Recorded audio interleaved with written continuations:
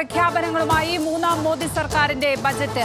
ആദായ നികുതി നിയമത്തിൽ സമഗ്ര പരിഷ്കാരമാണ്. നികുതി ലളിതവൽക്കരിക്കാൻ പ്രത്യേക പദ്ധതി.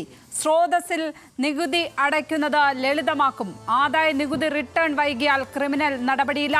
സ്വർണത്തിനും പ്ലാറ്റിനത്തിനും വില കുറയും. കസ്റ്റംസ് തീരുവ 6% കുറച്ചു. 3 ക്യാൻസർ മരുന്നുകളുടെ കൂടി നികുതി പൂർണ്ണമായും ഒഴിവാക്കിയിട്ടുണ്ട്. വസ്ത്രങ്ങളുടെയും മൊബൈൽ ഫോണുകളുടെയും ഒക്കെ വില കുറയും.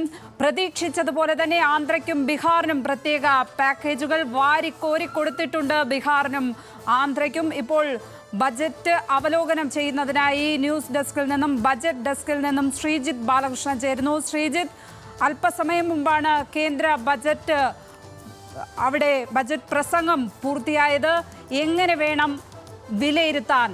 നമുക്ക് ആകെ മൊത്തം ബജറ്റിനെ വിലയിരുത്തിയാൽ എങ്ങനെ വേണം വിലയിരുത്താൻ? ജനകീയ ബജറ്റായിരുന്നോ?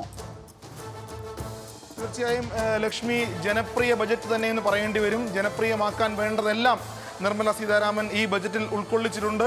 കഴിഞ്ഞ ലോക്സഭാ തെരഞ്ഞെടുപ്പിലെ തിരിച്ചടിയിൽ നിന്നുകൊണ്ട് പാഠം ഉൾക്കൊണ്ടുകൊണ്ട് സ്ത്രീകൾക്കും യുവാക്കൾക്കും വേണ്ടി പ്രത്യേകം പദ്ധതികളും അതോടൊപ്പം രാഷ്ട്രീയം കൂടി കണക്കാക്കിക്കൊണ്ട് ബീഹാറിനെയും ആന്ധ്രാപ്രദേശിനെയും പ്രത്യേകം പരിഗണിച്ച് പണം വാരിക്കോരി ആ മേഖലയിൽ ചെലവഴിക്കുന്ന രൂപത്തിലാണ് ബജറ്റ് തയ്യാറാക്കിയിട്ടുള്ളത്. നമുക്കറിയാം, ബജറ്റിൻ്റെ ആദ്യം തന്നെ ഈ രാജ്യം 2047 വികസിത സങ്കല്പ് എന്ന രൂപത്തിലേക്ക് എത്തിക്കുന്ന പ്രഖ്യാപനങ്ങൾ ഉണ്ടാകുമെന്ന് നമുക്ക് നേരത്തെ തന്നെ നമ്മൾ പലപ്പോഴായി പറഞ്ഞിരുന്ന സംഗതിയാണ്.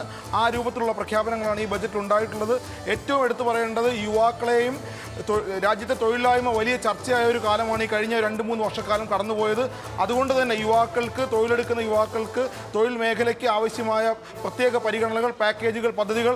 ഏറ്റവും എടുത്തു പറയേണ്ട ശ്രദ്ധേയമായ കാര്യം, ആദ്യമായി ജോലിക്ക് ചേരുന്ന യുവാക്കൾക്ക് ശമ്പളം നൽകാമെന്നുള്ള വാഗ്ദാനം കൂടി ഈ ബജറ്റിൽ വരുന്നു. ഒരുപക്ഷെ സ്വതന്ത്ര ഇന്ത്യയുടെ ചരിത്രത്തിലൊക്കെ ആദ്യത്തെ പ്രഖ്യാപനമായിരിക്കും. വിദേശത്തൊക്കെയാണ് അത്തരം പ്രഖ്യാപനങ്ങളൊക്കെ നമ്മൾ മുൻപ് കണ്ടിട്ടുള്ളത്. അത്തരം ഒരു പ്രഖ്യാപനം കൂടി വരുന്നു. സ്ത്രീകളെ പ്രത്യേകം പരിഗണിച്ചുകൊണ്ടുള്ള പ്രഖ്യാപനങ്ങൾ ഉണ്ടാകുന്നു. ചെറുകിട വ്യവസായ മേഖലയ്ക്ക് ധാരാളം കൈയയച്ച് പണം നൽകുകയാണ്. മുദ്ര വായ്പയ്ക്ക് ഇളവുകൾ അനുവദിക്കുന്നു. അതോടൊപ്പം ഏറ്റവും ശ്രദ്ധേയമായത് നികുതി ഘടനയിലെ പരിഷ്കരണമാണ്. പല മുൻകാലങ്ങളിൽ ഉണ്ടായിരുന്ന പല ഭാരിച്ച ബാധ്യതകൾ വരുന്ന നികുതി സ്കീമുകൾ, സ്ലാബുകളൊക്കെ ഒഴിവാക്കുന്ന രൂപത്തിൽ നികുതി ഘടനയിൽ പരിഷ്കരണം വരുന്നു. അതിൻ്റെ കൂടുതൽ വിശദാംശങ്ങളിലേക്ക് നമ്മൾ ഇനിയും പോകേണ്ടതുണ്ട്. നികുതി ഘടനയിൽ വലിയ പരിഷ്കരണം വരുന്നു. അതോടൊപ്പം തന്നെ നമ്മൾ നേരത്തെ എടുത്തു പറഞ്ഞതുപോലെ തന്നെ ബീഹാറിനെയും ആന്ധ്രാപ്രദേശിനെയും പ്രത്യേകം പരിഗണിച്ചുകൊണ്ട് സ്ത്രീകളെയും യുവാക്കളെയും പരിഗണിക്കുന്നതോടൊപ്പം തന്നെ BJP സർക്കാരിൻ്റെ NDA സർക്കാരിൻ്റെ നിലനിൽപ്പിന് ആവശ്യമായ രാഷ്ട്രീയം കൂടി പരിഗണിച്ചുകൊണ്ട് ബീഹാറിനും ആന്ധ്രാപ്രദേശിനും വാരിക്കോരി കൈ അയച്ച് പണം ചെലവഴിക്കുന്ന രൂപത്തിലുള്ള പ്രഖ്യാപനങ്ങളാണ്.